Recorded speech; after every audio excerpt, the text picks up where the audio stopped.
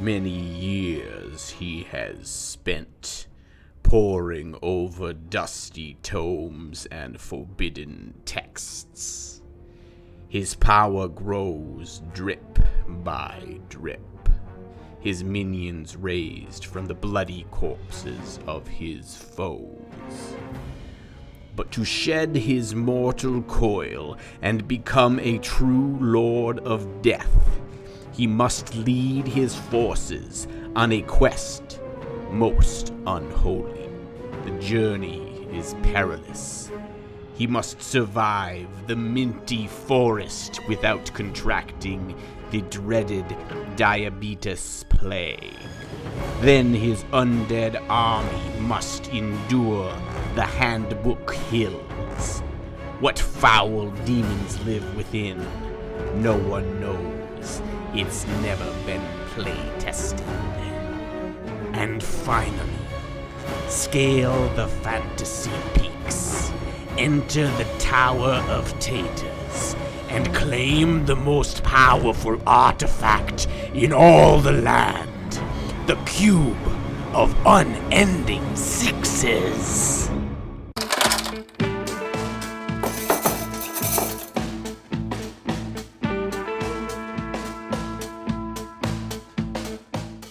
Hey there friends, before we jump into today's video, I wanted to share a little thank you for all of you for us hitting the milestone of 50,000 subscribers. Thanks so much for your support in reaching this. And in order to celebrate, I am going to give away 2 $50 gift cards to Monument Hobbies. So you can pick up some tools, some paints, some brushes, or even sweet stuff like this go bag on me. So stay tuned to the end of the video and we'll share how you can get in the running. So when I was first considering integrating 3D printing to my miniature hobby, the thing that drew me to it wasn't actually printing models. It was printing all the cool extra bits that we could take advantage of, like creating cool custom bases for my models and even printing out and making custom terrain for my Warhammer armies. Yes, there are plenty of companies out there that make terrain kits and bits, and there's a whole history of terrain building in ours and adjacent hobbies, but I do think 3D printing opens up a new world of creative options in world building for our miniatures. Lately, I've been daydreaming about my Age of Sigmar army of undeath rolling across this eerie and ominous world, and how cool would it be if I had the terrain that matched my army? So today, that's what we're going to do. I've printed off some trees, plants, guide stones, and a ruined statue head for my gaming table to find out if 3D printing is the way to go for our gaming, basing, and terrain. And to be clear, I'm by no means a terrain building expert, but I've watched just about every Blackmagic Craft video and Geek Gaming Scenics video, so I've done just enough to maybe be dangerous and not screw this whole up. Oh, and if this fails terribly, I blame you, Luke, and Jeremy. Today's video is brought to us by Loot Studios, and they are also the folks that created the awesome 3D printing stuff that I printed off to make today's terrain.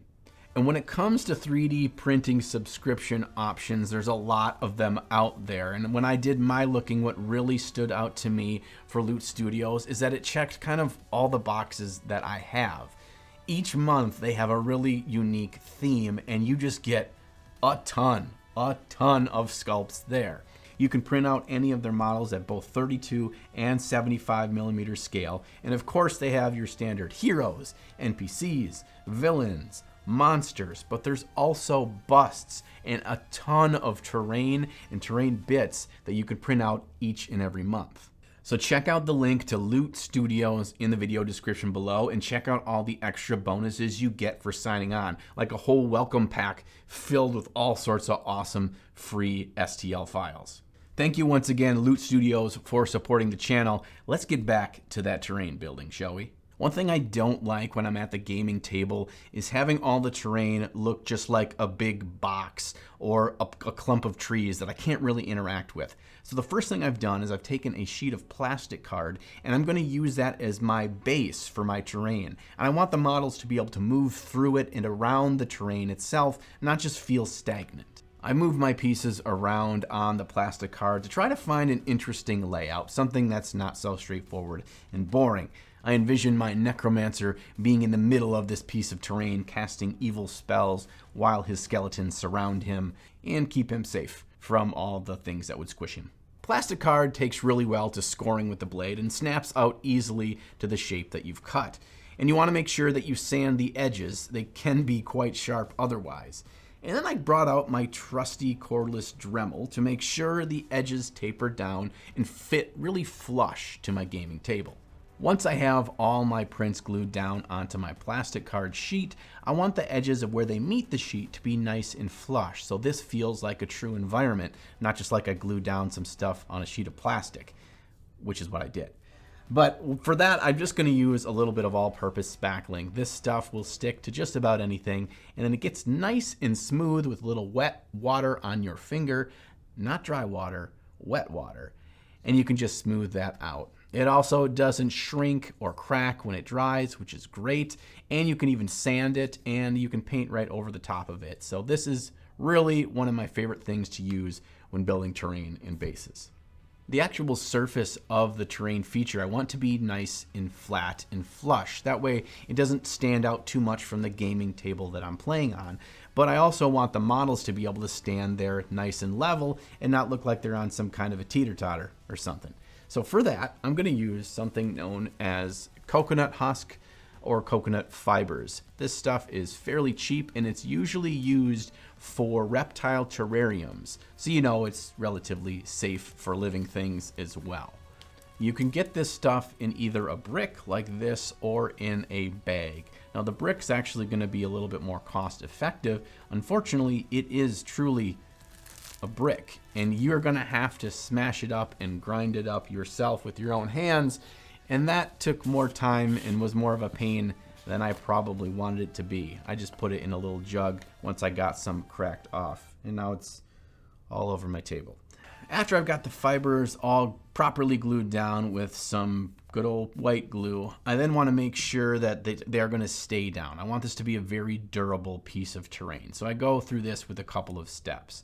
First of all, I take an old Windex bottle and I mix a very thinned down version of white glue again, and I spritz the whole thing. Once that's dry, I'm going to spray down a varnish, a half mix of satin and gloss varnish because I want it to be nice and hard. And then finally, when I get to priming this, I'm going to use a good old rattle can of satin black primer. This will help everything stay stuck in there and not move off when we're playing our games. After the black primer was all dry, I decided I wanted to add a kind of a desaturated dark blue to act as a shadow over the whole feature. Now, if I was going to replicate this multiple times over a whole gaming table, I'd probably find a matte rattle can of this color or something similar and just spray paint the whole thing that way instead of having to bust out my airbrush for this step. I then spray white ink from above over the whole terrain piece. Again, you could just take a white spray can and just give a nice spritz over the whole piece. And why we're doing this is because we're making our life a lot easier in the near future. White is going to be able to show a lot of these vibrant or different interesting colors we're going to use a lot better than this dark blue. So most of the actual painting process for this terrain is not going to be very neat, and I'm not going to be worried about hitting spots I should or shouldn't be hitting. So I'm going to start with one of the areas that I want a little bit of control, and that is all the wood on this model. So I'm just going to mix together a nice vibrant brown wash with Pro-Acryl's transparent brown and a little bit of black. And just put that all over the wood, and we'll get moving on to the sloppy stuff next. To be honest, I wasn't really sure what colors I wanted this terrain to be, and if this was going to be my test piece for a whole table's worth, I wanted to make sure that I put a little bit of effort into it and didn't just make it look like any standard forest. So for that, I did a little research, and I did some digging into my Age of Sigmar books and found some pictures on the realm of Shyish, which is the realm of death. And one thing that I really did notice in some of these pictures is how much color there is actually in the realm of death. It always feels so eerie and ominous and foreboding, but that doesn't mean it's just all dark.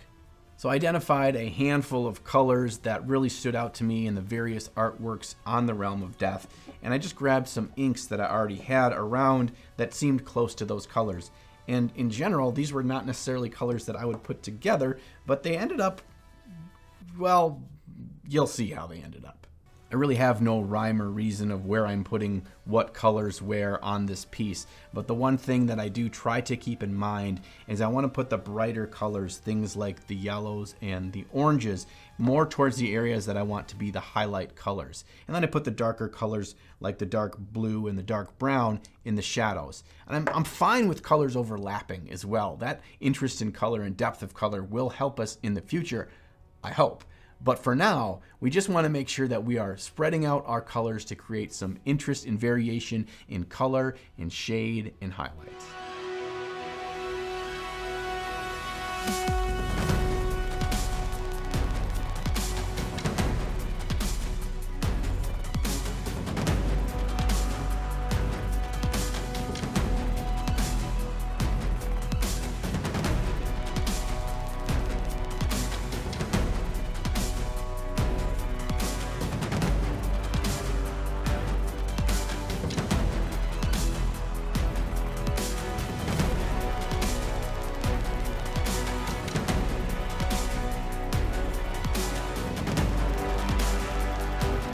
And by now you're probably saying, John, this place doesn't look anything like where death and decay would reign. And you're right, it doesn't. But hopefully by us setting up these interesting colors now and bringing in the darkness later, we'll have some interesting colors that will still look creepy by the end. I don't know. I don't know if that's going to happen. So to quickly make this thing look more realistic, more evil, we're going to bring it all in with a very simple oil wash. I'm going to mix up some olive green and some black oil paints with some basic mineral spirits, like this stuff right here that you can get in the art store. Now, just make sure that your wash is still fairly opaque. You want a good amount of color to it that's still in it, but it is really as thin as water. That's the consistency I'm going for. And then you just take a big old brush and you slosh it all over the whole thing. Now, don't drown the piece in it, but make sure you just get this wash everywhere on the piece. And then we're just going to take some makeup wedges like these right here, and we are going to dab off the oils while it's still moderately wet, and so we can see the highlights underneath. I don't do this a whole lot. In fact, I didn't even do it anywhere on the ground cover where we had the coconut husks, but I did it on the statue, some of the stones, and some parts of the leaves and trunks of the trees that I wanted to show that bright color underneath just a little bit. Now here's really an important part to remember when dealing with things like interesting oil washes like this, is that if it was really dark and muddy colors underneath and then we wash this whole thing, it wouldn't be very interesting. Because we have some bright light colors underneath, now we get some color interest. And then we can decide how much we want to go back in and highlight. I'm just doing a little bit over these stones to really show that there is a bright, almost white stone underneath, under all that grime and decay.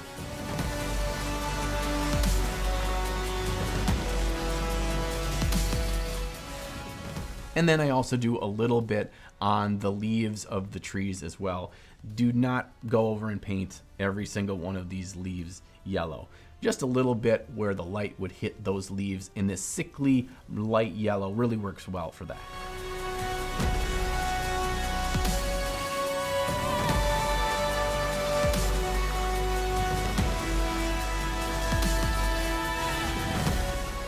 At this point, the base is looking pretty good, but it's not quite evil enough. It's only maybe quasi-evil. But there is one thing that I know that can make anything look ominous and evil, and that is creepy red lights.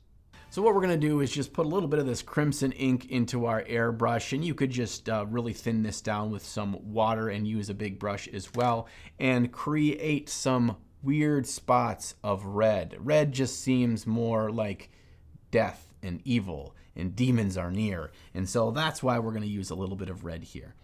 And then I had an idea too, while I was painting this, what if these trees were actually a little bit evil themselves? what if this red glow wasn't coming from nowhere, but it was actually coming from the underside of the leaves and canopy of these trees? So I decided to spray those leaves from the underside and go back in with a crimson color with a brush and just hit some of those as well. Now again, the last thing I want to do is paint each of these leaves this glowing red one by one. So what I'm going to do is something known as overbrushing. It's very similar to dry brushing, where I have paint on my brush and I take most of it off and then gently go over the surface of the model. But with overbrushing, I'm leaving more of that paint on. I'm making sure that it's not too watery or not too thick, and I'm just going to really gently go over each of these leaves where I want the red to fall and move my way around and get done with this much faster. Now our last step is to make sure we get a proper amount of blood on the ground here, because this isn't some park where you can take your dog for a walk and eat a picnic basket with your honey bunny. Oh no, there'd be people dying in this woods. So what I do is I use Tamiya clear red mixed with a bit of black to create a nice dark shiny blood effect. Then I just splatter this all over the place with an old brush. You could easily use a sponge as well to create a more irregular, unnatural splotty effect. Splotty effect. Lottie-dottie. I like to splotty. Well, there she is, lords and ladies. She is all done. And I do kind of like the idea of this being a full board of terrain where my opponent is always uneasy by playing me because of the terrain that I have brought with me. If you like the channel and you want to support it, there's a couple of ways you can do so. One, you can use the Amazon affiliate links that I have in the video description and buy that or really anything on Amazon for no extra cost to you, and they give me a couple of nickels back in return. You can also buy a Ninjon shirt over on my merch site, as well as consider joining the Ninjon Patreon, where we get to hang out any day of the week on my Discord, and you get a bunch of other fun benefits as well. Links to all of those are in the video description, as always. Oh, and don't think I forgot about those two $50 gift card giveaways to Monument Hobbies. All you need to do in order to get in the drawing is subscribe to the channel if you haven't, like this video, or dislike it if you hated it, whatever, and then put a comment down in the comment section below. After 7 days, I will randomly draw 2 winners from that. You'll be notified and you will get to go on your little shopping spree as a small thank you from me to you for all your support for the channel. And until next time, be good to one another and find some time to slay the gray. I picture my necromancer sitting in this stuff working really well. Oh gosh, this fucking thing is too long. So we're gonna go through and today's terrain.